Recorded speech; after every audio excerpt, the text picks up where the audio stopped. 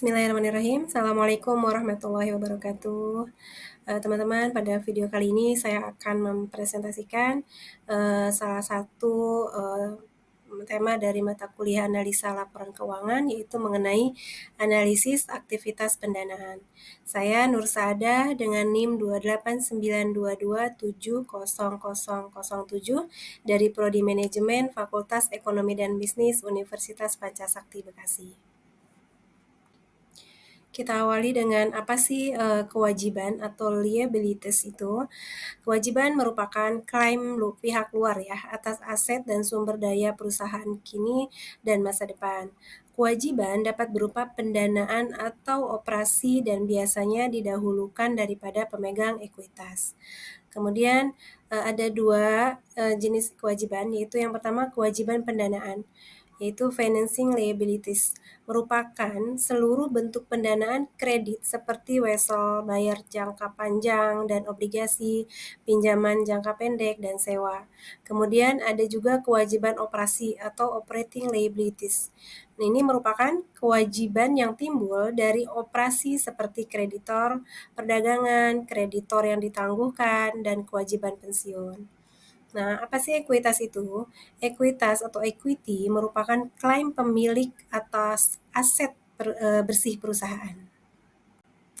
Kewajiban umumnya dilaporkan sebagai lancar dan tidak lancar ya. Biasanya didasarkan pada kapan kewajiban tersebut jatuh tempo, dalam waktu 1 tahun atau tidak. Nah, ini kewajiban ada dua. Yang pertama itu kewajiban lancar atau yang jangka pendek, merupakan kewajiban yang pelunasannya memerlukan penggunaan aset lancar atau munculnya kewajiban lancar lainnya. Nah, ini terdapat dua jenis kewajiban lancar ya. Jenis pertama yaitu timbul dari aktivitas operasi, meliputi utang pajak, pendapatan diterima di muka, uang muka, utang usaha. Nah, dan jenis yang keduanya yaitu beban operasi aktual pendanaan, meliputi pinjaman jangka pendek, bagian utang jangka panjang yang jatuh tempo, dan utang bunga. Kemudian kewajiban tak lancarnya atau jangka panjangnya merupakan kewajiban jatuh temponya tidak dalam waktu 1 tahun atau 1 siklus operasi. Maka mana yang lebih panjang? Kewajiban ini meliputi pinjaman, obligasi, utang, dan wesel bayar. Selanjutnya yaitu akuntansi utang.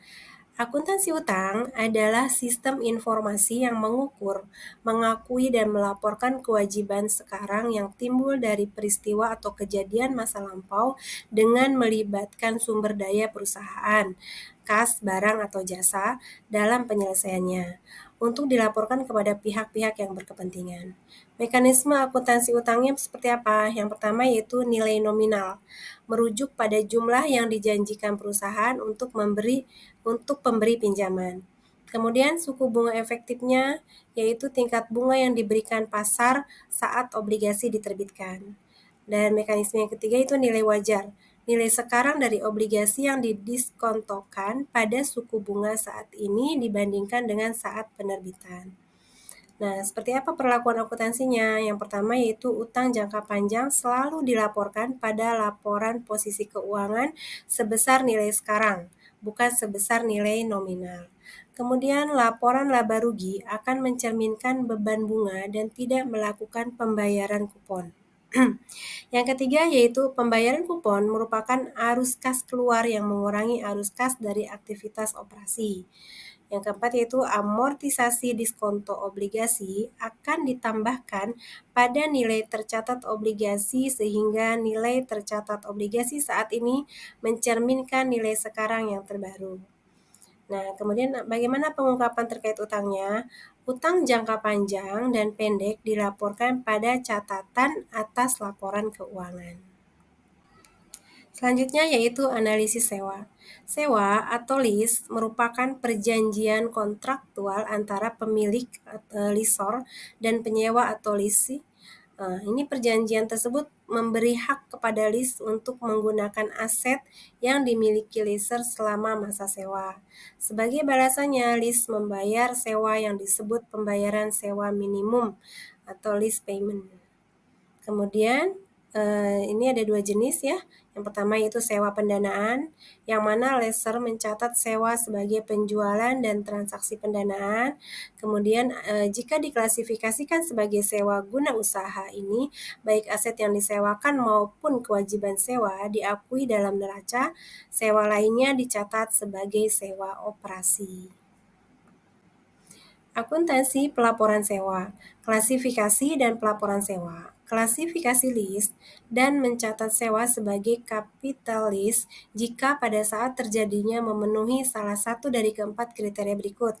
Yang pertama yaitu terdapat transfer kepemilikan aset kepada list pada akhir masa sewa.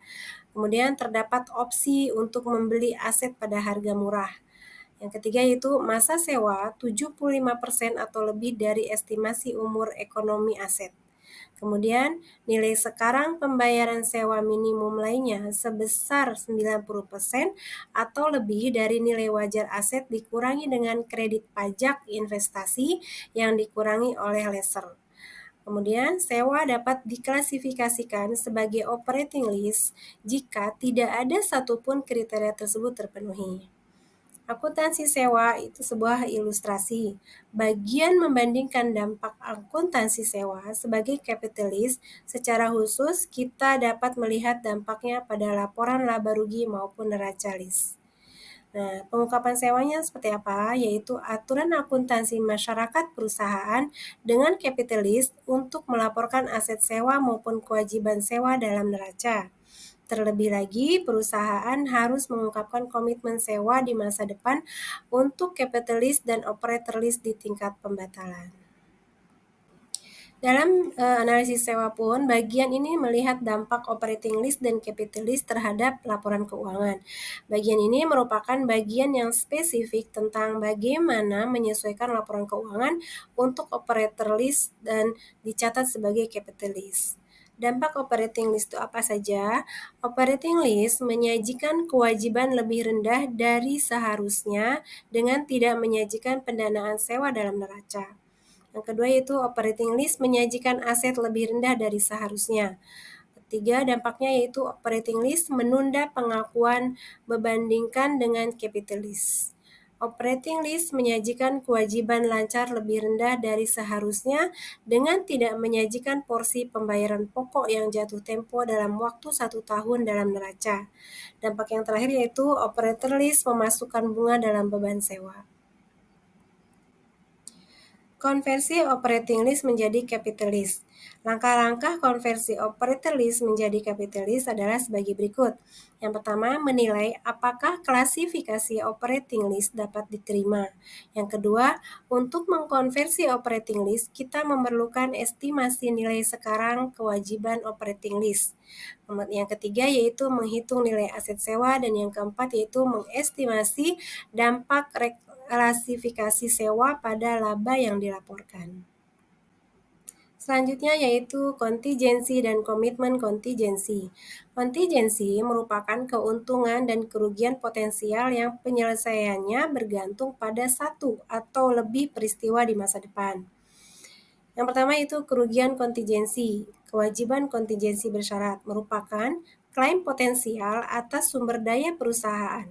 Kewajiban kontingen timbul dari perkara hukum, ancaman pengambil alihan, penagihan piutang, klaim atas garansi produk atau kerusakan produk, garansi kinerja perhitungan pajak, risiko yang diasuransikan sendiri, dan kerugian properti akibat bencana.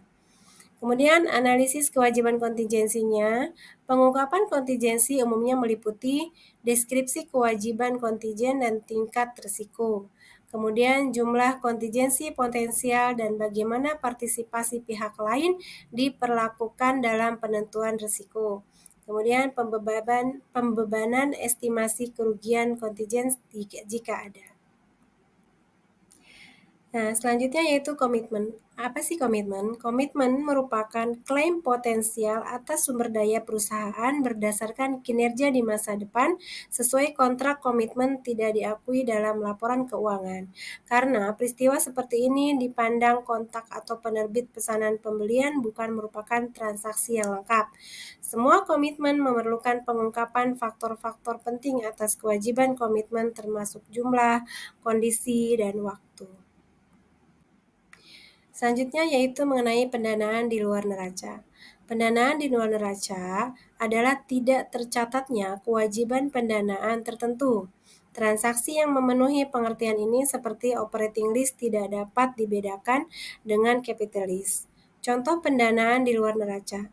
Contohnya adalah purchase agreement dan third part agreement, di mana perusahaan sepakat untuk membeli barang sejumlah tertentu melalui fasilitas pemrosesan, atau take or pay agreement di mana perusahaan memberikan jaminan untuk membayar sejumlah tertentu barang diperlukan atau tidak.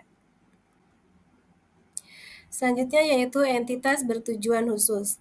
Entitas bertujuan khusus atau EBK, Special Purpose Entitas, yang sekarang menjadi tidak terkenal setelah bangkrutnya Enron telah menjadi mekanisme pendanaan yang sah setelah lebih dari 2 dekade dan menjadi dua bagian yang tak terpisahkan dari keuangan perusahaan saat ini. Konsep SPE adalah SPE dibentuk oleh perusahaan sponsor dan dikapitalisasi dengan investasi ekuitas. Beberapa di antaranya harus berasal dari pihak ketiga yang independen. Kedua yaitu SPE meningkatkan investasi ekuitas ini dengan meminjam dari pasar kredit dan membeli aset dari atau untuk perusahaan sponsor. Kemudian arus kas dari aset digunakan untuk membayar hutang dan menyediakan pengembalian bagian investor ekuitas. Berikutnya yaitu ekuitas pemegang saham. Ekuitas mengacu pada pendanaan oleh pemilik atau pemegang saham perusahaan. Ekuitas tidak pandang klaim di pemilik atas aset bersih perusahaan. Klaim pemegang sekuritas ekuitas umumnya berada di bawah kreditor, yang berarti klaim kreditor dipenuhi terlebih dahulu. Analisis atau ekuitas harus mempertimbangkan pengukuran dan pelaporan standar ekuitas pemegang saham. Analisis tersebut meliputi mengklasifikasikan dan memisahkan sumber utama pendanaan ekuitas, kemudian mempelajari hak untuk kelompok-kelompok pemegang saham dan prioritas mereka dalam likuidasi. Yang ketiga itu mengevaluasi pembatasan hukum untuk distribusi ekuitas. Yang keempat yaitu menelaah kontrak, ketentuan hukum, dan pembatasan-pembatasan lainnya atas distribusi saldo. Kemudian menilai ketentuan dan provisi sekuritas yang dapat dikonversi, opsi saham, dan kesepakatan saldo yang berpotensi menerbitkan saham. Pembahasan selanjutnya yaitu modal saham. Modal saham atau capital stock merupakan saham yang diterbitkan kepada pemegang ekuitas sebagai pembayaran aset dan jasa. Pelaporan modal saham meliputi penjelasan atas perubahan jumlah lembar modal. Alasan perubahan modal saham terpisah menurut kenaikan dan penurunan. Sumber kenaikan modal saham yang beredar yaitu penerbitan saham, konversi hutang dan saham preferen, penerbitan dividen saham dan pemecahan saham, penerbitan saham dalam akuisisi merger, penerbitan untuk akuisisi dan waran, sumber penurunan saham yang beredar, pembelian dan penghentian saham, pembelian kembali saham, dan pemecahan saham terbalik. Selanjutnya yaitu analisis modal saham. Akun-akun dalam ekuitas pemegang saham umumnya tidak mempengaruhi penentuan laba, sehingga tidak banyak mempengaruhi analisis laba. Informasi yang lebih relevan bagi analisis adalah komposisi pos modal dan pembatasan-pembatasan yang berlaku. Saldo laba yang dihasilkan sebuah perusahaan. Akun saldo laba mencerminkan akumulasi laba atau rugi yang tidak dibagikan sejak berdirinya perusahaan. Kemudian pembatasan saldo laba dapat dibatasi pada pembayaran dividen sebagai akibat kontrak perjanjian, seperti perjanjian pinjaman atau melalui tindakan dewan direksi. Pembatasan atau persyaratan saldo laba merupakan pembatasan atau ketentuan saldo laba sejumlah tertentu. Pembatasan penting meliputi pembatasan distribusi dividen. Dividen tunai dan dividen saham. Dividen tunai, cash dividend, merupakan distribusi kas kepada pemegang saham. Dividen ini merupakan dividen umum dan saat diumumkan menjadi kewajiban bagi perusahaan. Jenis dividen yang lain ialah dividen non-tunai atau dividen properti.